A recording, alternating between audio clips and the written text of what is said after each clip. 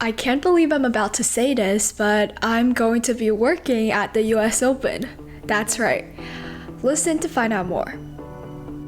Welcome, tennis fans, to the 52nd episode of Tennis Traverse, Exploring the Game, the podcast that delves into the heart of the tennis world. I'm your host, IBJ, and in today's episode, I will be talking about the ways fans can get the best experience during Fan Week at the US Open. Before we begin, please follow all of my social medias, that is Instagram and Twitter, using @TennisTraverse, that is @TennisTraverse. If you're listening on YouTube, comment, like, and subscribe. If you're listening on other streaming platforms, please rate my show, and let's get right into today's episode.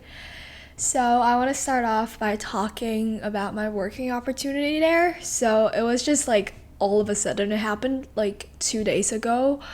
So I was playing tennis at the club I train at, and then I told my coach that I won't be able to sort of make it in the morning because I'm going to US Open during Fan Week every week. And then he was like, you should meet one of our coaches there because he works in American Express. So I was like, oh my gosh, I want to meet him. And then my coach talked to the coach that works there and was like, you should meet Ivy there. And then the other coach was like, does Ivy want to work there? And I was like, oh my gosh, yes, duh. So I apparently am working there. I'm working there in the fan experience. So I'm going to have my racket and hit with players, well, like little kids and fans. And that's going to be really fun. So I'm really excited about that. I'm going to have all my credentials and everything. I'm just super excited. And I'm going to be working there on Monday, Tuesday, Wednesday, Friday.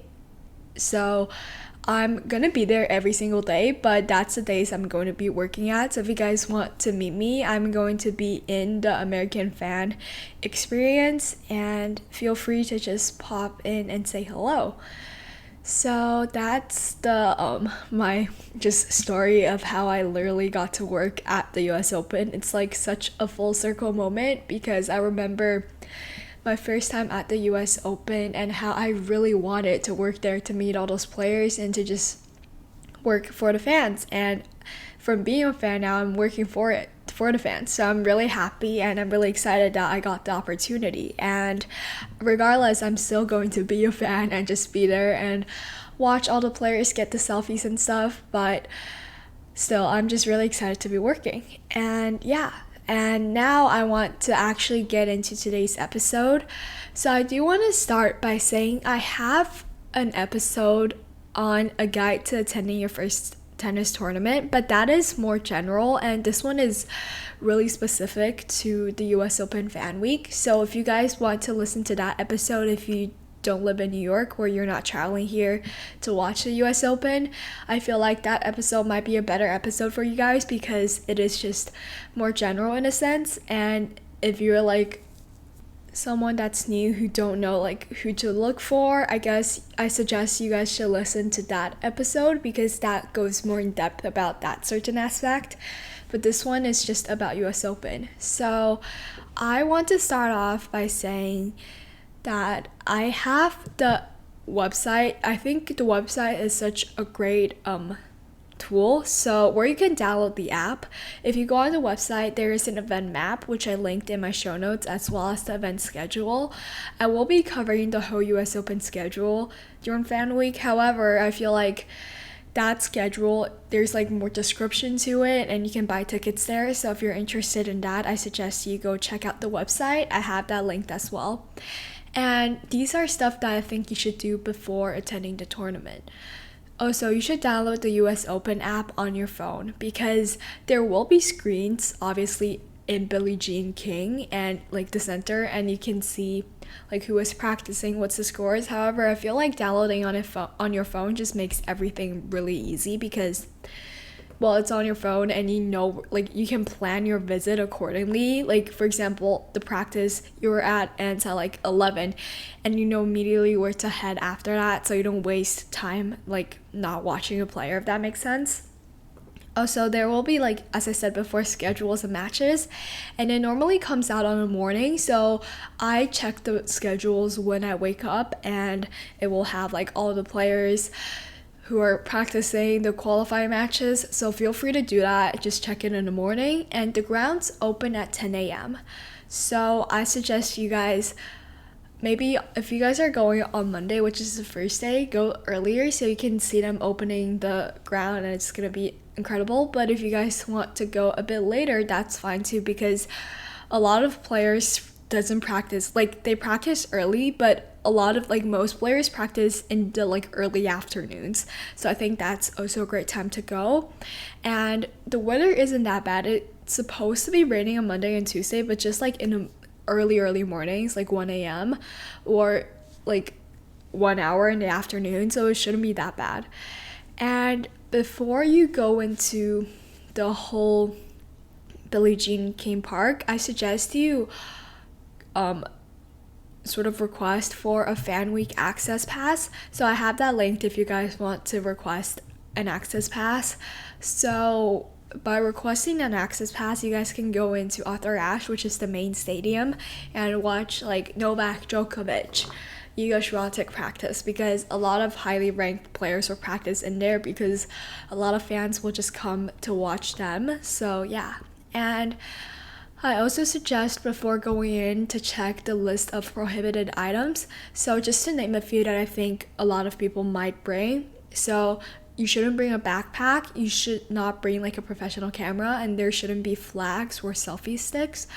But for the full list, I have it linked if you guys want to go check it out, because when I was there, like the very first time, I brought a backpack. But if you happen to bring a backpack, there is a bag check area where you can save your bags there, but just don't bring a backpack. You can bring a tote bag or just like a smaller bag in general. And now we'll talk about how do you get to the stadium. So there are a lot of ways, but I suggest you taking public transport because there isn't a great place for you to park. So for me, I would take the Long Island Railroad, which is the LIRR, and it's just like, I just go on the train at my stop, and it's like a 20-minute to Billie Jean King Center, and I get off at Met's Willets Point. And however, if you drive, you can choose parking, but parking lot is kind of far. But if you don't mind walking, feel free to just park.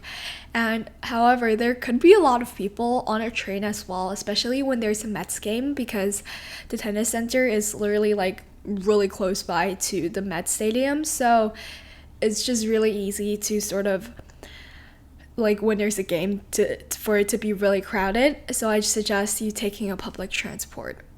And now I want to talk about the events that are happening and just walk you guys through the schedule and some tips that I think are worth noting for if you guys are going to be attending this year's US Open Fan Week. So we'll start off with Monday. So Monday is normally pretty chill because a lot of players are still competing in other tournaments and they're not back. So there's really not that many people there. So I suggest you to check out the booths and the stores first, because obviously they're all fully in stock and just there's not that many people. And another thing to point out, if you were to purchase anything on the ground, please bring card or Apple Pay. They don't accept cash. However, they do have an American Express machine, so you can put in cash and they will spit out a card with the value of money you have in it. And I also suggest you to maybe bring a portable. They do have a station with portable chargers, but because, at least for my phone, when it gets really hot, the phone battery just dies quickly. So I suggest you to just bring a portable charger. And for the US Open stores, feel free to just go in and explore. There are like 3 or 4 like everywhere on the ground. So feel free to go in and just explore, take your time, because there isn't going to be that much action going on. As I said before, if you guys want to meet me, feel free to go into the fan experience and just, I don't know, meet me. We can play tennis. I've actually never been in there, so I'm kind of curious to see what's in there, but it's indoors, so it's going to be kind of cool. And it's also a great place if it's going to be raining. You guys can come in there as well. And there's also other booths, such as there's a Wilson store, which this is not a booth, but it's a Wilson store, and they sell big jumbo tennis balls. So if any of you guys or your kids want player signatures, you guys can bring the jumbo tennis balls and they will and the players will obviously sign it. And I suggest you to bring a Sharpie because, I mean, a lot of like players will have Sharpies, but I think to bring one is your safest choice, because what if a player doesn't and you just have a Sharpie so they can sign your stuff? And instead of buying a jumbo tennis ball, I suggest buying a cap. So a cap actually has the date on it, so it will say US Open 2024. So it's smaller to carry and it has like a time value on it as well. The event that's happening on Monday is called Legends of the Open. This is a free event and it happens from 7 p.m. to 9 p.m. I mean, I really don't, there's not going to be that many people, but it's going to be really loud and you might not hear what they're saying because it's like an exhibition match. So that's like the fun of it, to hear what they're saying. So it has like a lot of great players such as Scarpi Muguruza, Matic Sands. Like there's a lot of players, but I suggest you to just watch it on YouTube. I'm pretty sure there's something on YouTube. And the other thing I want to mention is US Open is doing a collab with Marvel, and they're selling Marvel comics with US Open players on it, such as Naomi Osaka. So if you guys are interested in that, I think if you're on the ground early, you can pick up a free comic. So look out for that if you're interested in that sort of stuff. I certainly will pick up a copy for myself because it's like free and it has all the tennis players in it.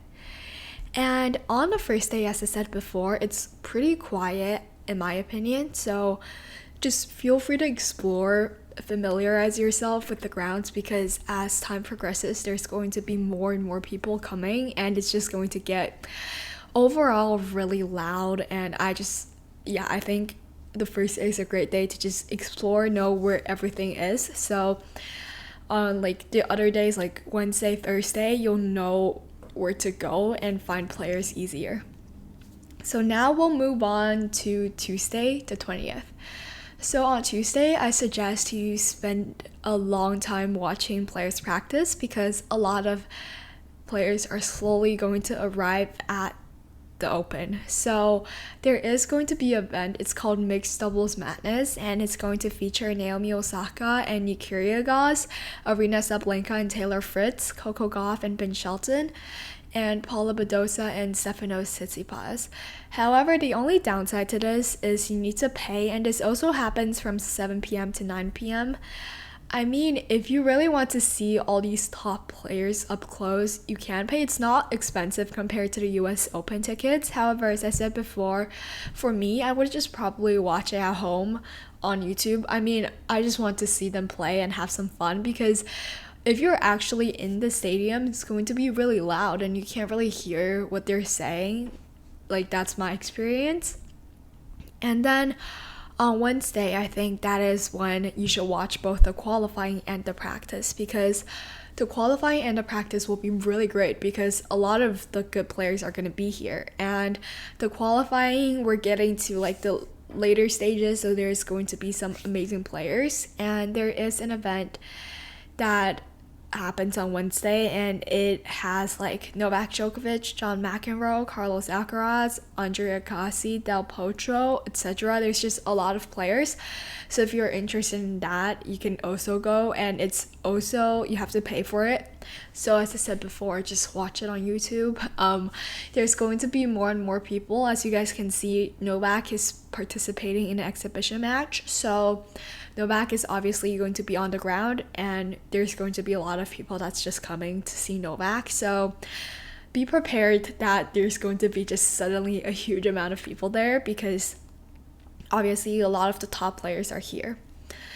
And on Thursday the 22nd, I suggest it's the best day, Thursday and Friday, to watch practices and Friday doesn't have qualifying matches, but on Thursday I suggest you watch qualifying matches. There's going to be a lot, and it's going to be a last day, so it's going to be some top qualifying matches.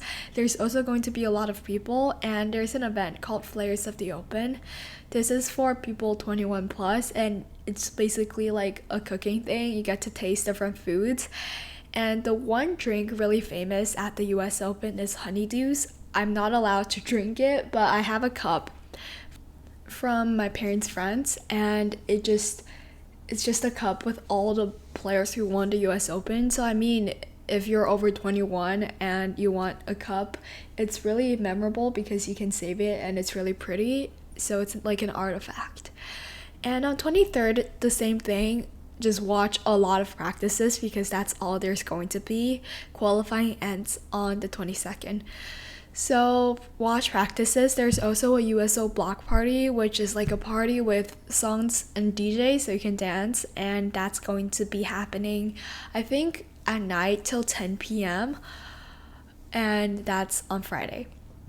So on Saturday, it's going to be the Kids Day. So on the Kids Day, a lot of the great players will play because they sort of just want to show up because there's going to be kids and the kids want like autographs and selfies.